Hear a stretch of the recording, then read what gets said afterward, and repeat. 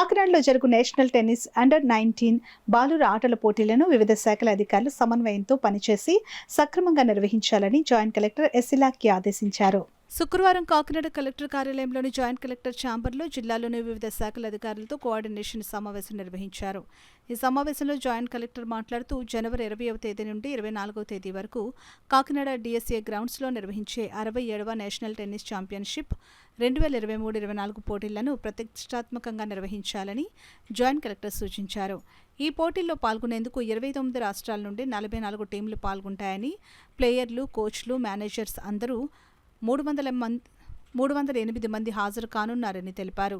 ఈ సమావేశంలో DEO G. Nagamani, Zilla Parishad AO CH Naidu, DIO doctor Ratnakumar, JNTU professor GVR Murthy, RTC నుండి MVV Manohar, DSDO B. Srinivasulu, DPRO D. Nagarjuna, RTO PV Sai Prasad తదితరులు పాల్గొన్నారు.